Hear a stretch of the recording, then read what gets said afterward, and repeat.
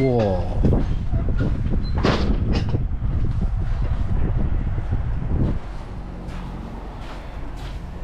Snow ही जी, बहुत ज़्यादा snow है। गाड़ी की क्या पोजीशन है देखते हैं। तो डोर भी लॉक हुआ है। Oh my God.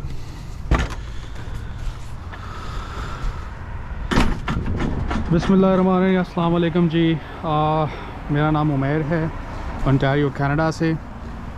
और आज की वीडियो में हम बात करेंगे ड्राइविंग के हवाले से, कम्यूट के हवाले से, ट्रांसपोर्टेशन के हवाले से, रोड्स के हवाले से, ठीक है। और गाड़ी कैसे ड्राइव की जाती है, लाइसेंस किस किस्म का होता है यहाँ पे, इन सब चीज़ों के बारे में।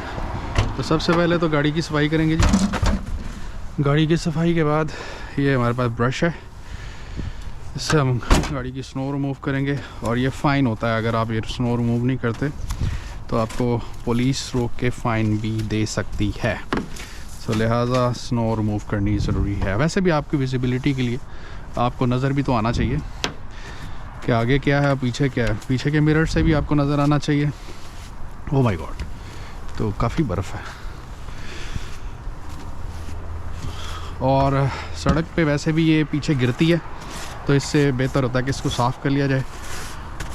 ये बिल्कुल फ्रीजिंग हुई हुई है। धूप से आपको लग रहा होगा बड़ा अच्छा टेम्परेचर है। टेम्परेचर जी -13-14 चल रहा है, और इसी वजह से बर्फ़ अभी तक मेल्ट नहीं हुई। तो ये साफ़ करने बहुत ज़रूरी है। और कोशिश करनी है आपने, जब आप इंशाल्लाह आएँ यहाँ पे, गाड़ी लें, गाड़ी रखें, तो ये विंडोज़ आपने जब तक ये मेल्ट नहीं हो जाते, इसको जो है वो नीचे ऊपर नहीं करना आपने, क्योंकि आपकी मोटर स्टक हो सकती है और मोटर ब्रेक भी हो सकती है। साइड मिरर्स की सफाई कर लें, मेनली फ्रंट स्क्रीन की सफाई कर लें, आइस रिमूव कर लें।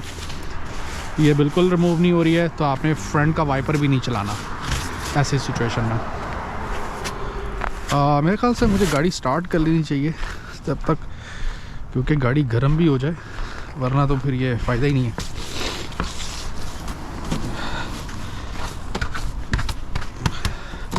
ले जी, डोर भी नहीं खुल रहा। गाड़ी को स्टार्ट कर देते हैं थोड़ा सा, ताकि उतनी देर में इंजन तो गर्म हो एटलीस्ट। सही है जी। और सफाई अभी भी बाकी है। टोटली फ्रीजिंग है सिचुएशन। हेडलाइट से रिमूव कर लें।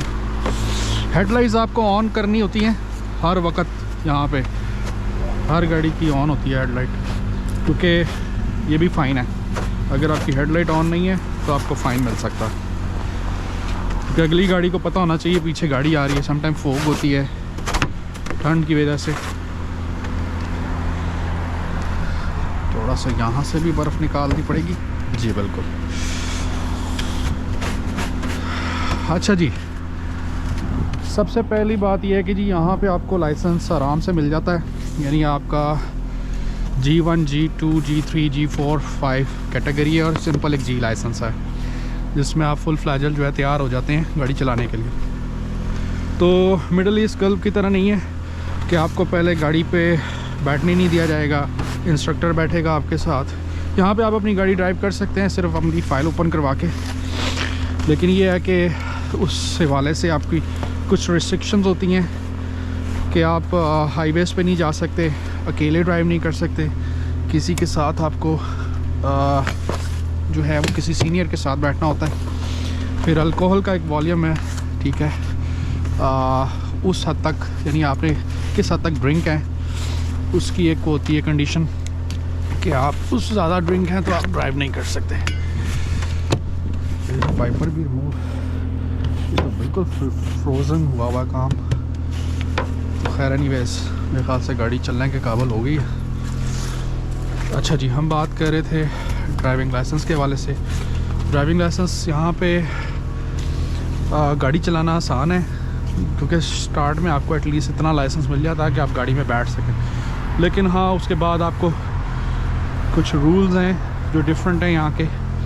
जो लोग तो पाकिस्तान से आते हैं या इंडिया, पाकिस्तान, बांग्लादेश से आते हैं, उनके लिए तो फिर वही रूल अडॉप्ट होगा। बहरहाल इसके बारे में मज़ीद डिटेल में मैं आपको अंदर बैठ के बताता हूँ। यहाँ पे ज़रा ठंड काफ़ी है और मुझसे बोला भी नहीं जा रहा।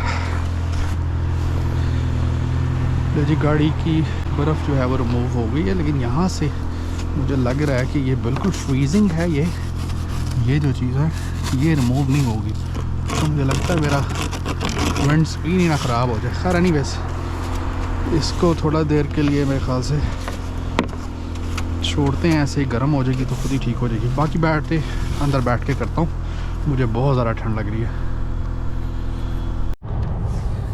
जी हम गाड़ी के अंदर बैठ गए हैं और मैंने फ्रंट का जो डिफ्रॉस्ट है वो ऑन कर दिया है। वो देख रहे हैं आप, आइस पिघल रही है क्योंकि विजिबिलिटी है ही नहीं, वाइपर में चला नहीं सकता, तो हीटर ऑन किया मैंने। अभी थोड़ी देर वेट करना पड़ेगा। तो ये डेली की रूटीन है जी। आपको तकरीबन कोई 15 मिनट 20 मिनट देने पड़ेंगे, इसको देने पड़ते हैं। आपको पहले से गाड़ी बाहर से साफ़ करनी पड़ती है, फिर फ्रीजिंग होती है वायर, उसको आपको रिमूव करना होता है। अब वो बर्फ़ जो है वो मेल्ट हो रही है। खैर एनीवेज़ अभी 5 मिनट वेट करते हैं, गाड़ी भी गर्म हो रही है। तो हम बात करेंगे आज कम्यूट के हवाले से कनाडा में। ठीक है, देखिए कनाडा में ऑनेस्टली स्पीकिंग मैंने जैसा पहले भी आपको वीडियोस में अपनी बताया है कि I will just say nothing but truth about Canada. ठीक है, काफ़ी अच्छी चीज़ें भी हैं, काफ़ी बुरी चीज़ें भी हैं, लेकिन डिसाइड आप लोगों ने करना है। तो मेन जो पॉइंट है वो ये है कि ऑब्वियसली आप यहाँ पे जॉब करने के लिए आएंगे तो ऑब्वियसली आप कम्यूट तो करेंगे। ऐसा तो बिल्कुल बहुत रेयर है कि बिल्कुल आपके जॉब के बिल्कुल जहाँ पे आपका काम है, जहाँ पे हमने जाना है, उसके बिल्कुल पास आपको अकोमोडेशन मिले। ऐसा बहुत रेयर होता है। तो फिर भी सर्दी का तो मुकाबला आपने करना ही है। तो उसमें यह है कि लोग कुछ बस सर्विस यूज़ करते हैं जो पब्लिक बस सर्विस है, जिनके रूट्स जो हैं वो बिल्कुल कह लीजिए कि बहुत घटिया हैं, बहुत अजीब से हैं। ठीक है, और दूसरी बात यह है कि गो ट्रेन गो बस सर्विस भी है, वो थोड़ी अच्छी है, लेकिन स्टिल आपको ऐसा हो नहीं सकता कि एक चेंज करने के साथ ही आप वहाँ पहुँच जाएं। आपको 1 से 2 से 3 जो है वो चेंज करनी पड़ती हैं। गो ट्रेन है, गो ट्रेन भी अच्छी है, लेकिन बस उसमें जो उसके फेयर्स हैं, जो उसके किराए हैं वो बहुत ज़्यादा हैं। तो उससे अच्छा लोग जो कहते हैं कि अपनी गाड़ी एटलीस्ट हम रख लें। अब आप जब गाड़ी रखते हैं इस तरह की कंडीशन की नॉर्मल, तो आपको 10 से 12 हज़ार डॉलर जो है वो उसमें मिल जाती है। 6-7 में भी मिल जाती है, लेकिन वो फिर आपको मैकेनिक के चक्कर ही लगाने पड़ेंगे। तो 10 से 12 हज़ार डॉलर की गाड़ी, एक फैमिली कार जो होती है, वो आपको आराम से मिल जाती है। उसके बाद आप अगर नए ड्राइवर हैं यहाँ पे, तो मिनिमम 300 की डॉलर्स की इंश्योरेंस आपको मंथली पे करनी पड़ती है। अब यहाँ पे एक चीज़ नोट करने वाली है, वो ये है कि अगर आप पाकिस्तान में, इंडिया, बांग्लादेश से हैं या आप मिडल ईस्ट गल्फ से हैं, तो आपको इतनी इंश्योरेंस फ़ी वहाँ पे नहीं होती जितनी यहाँ पे है। उसकी वजह भी यही है कि क्लाइंट्स जो होते हैं, मल्टी क्लाइंट्स होते हैं, जब इस तरह के वेदर आते हैं, नेचुरल क्लाइमेट के अकॉर्डिंगली आपकी गाड़ी जो है वो स्किड करती है, स्लिप होती है, आपके आउट ऑफ कंट्रोल हो जाती है। ठीक है, तो एक्सीडेंट्स बहुत होते हैं, इसलिए इंश्योरेंस की प्राइसेस जो हैं वो बहुत ज़्यादा हाई हैं यहाँ पे। अब वो देखा जाए तो $300 अगर, तो 12 मंथ्स के हिसाब से देखा जाए बाहर आती है $3600। $3600 जो होते हैं यूएई में तकरीबन अराउंड लाइक 10,000 दिरहम्स, जबकि वहाँ पे 1000 दिरहम में ही आपको पूरे साल की कम्प्रिहेंसिव ट्रिपल इंश्योरेंस जो है वो मिल जाती है। ठीक है, तो आप फ़र्क देख लें कि 9000 दिरहम आप एक्स्ट्रा पे कर रहे होते हैं यहाँ पे। उसके अलावा आपको टिकट्स वगैरह, खैर वो आपकी ड्राइविंग स्किल्स के ऊपर है, कितने अच्छा आप ड्राइव करते हैं, टिकट से बचते हैं या नहीं बचते। पार्किंग सिस्टम जो है वो यहाँ पे आप स्ट्रीट के बाहर भी एक टाइम जोन के मुताबिक पार्क कर सकते हैं, और ज़रा देर आप नहीं पार्क कर सकते। ये जो पोच एरिया है, जो जहाँ पे मैंने पार्क की, यहाँ पे आप पार्क कर सकते हैं, लेकिन जो ड्राइववे है, जो पाथवे है, साइडवे जो पेडिस्ट्रेंट्स के लिए होता है, वहाँ पे मेक श्योर करना आपकी गाड़ी ना हो। अगर वहाँ पे आपकी गाड़ी आ जाती है तो आपको फ़ाइन हो जाता है। तो कॉस्ट के हवाले से ही बात कर रहे थे।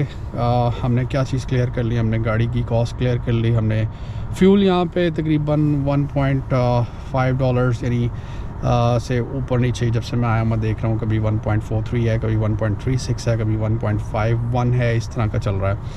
तो फ्यूल ठीक है यहाँ पे, मतलब जिस हिसाब से जिस कंट्री में रह रहे होते हैं आपको करना पड़ता है।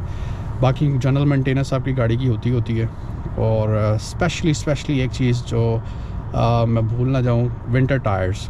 आपको हर साल सर्दियों के सीज़न के लिए 3 से 4 महीने के लिए अपने टायर्स जो है वो विंटर टायर्स वो चेंज करने पड़ते हैं। और उसके अलावा फिर आपकी गाड़ी ऑल वेदर टायर्स हैं आपके, या सीजनल टायर आपके गर्मियों के लिए होते हैं। ऑल वेदर जो है वो कहते हैं कि हर मौसम के लिए सूटेबल होते हैं, लेकिन फिर भी जो उसका थ्रेड है वो ऐसा होता है कि विंटर टायर्स का वो स्पेशल होता है, जिसमें वो आराम से जो रोड की जो ट्रैक्शन है वो फील कर सकता है टायर। और वो क्योंकि बेसिकली जब ब्लैक आइस आती है तो आपको नज़र नहीं आती, वो नीचे बैठ जाती है, तो बिल्कुल इसी तरह होता है जैसे आइस स्केटिंग आप करते हैं, तो टायर की ट्रैक्शन रहती नहीं है, तो टायर जो है वो स्लिप करता है। तो ये भी एक ख़र्चा है जो आपको साल में एक दफ़ा, यहाँ आपने एक दफ़ा लेके रख ली हैं तो आपको अलबत्ता चेंज करवाने का उसका ख़र्चा ज़रूर होता है। तो वो कह लीजिए कि $50 पर टायर जो चेंज करने का, वो आपको कोई $100-200 जो है मैकेनिक लेता है, वो आपको हर साल चेंज करवाने जाना पड़ता है और चेंज करवाने पड़ते हैं।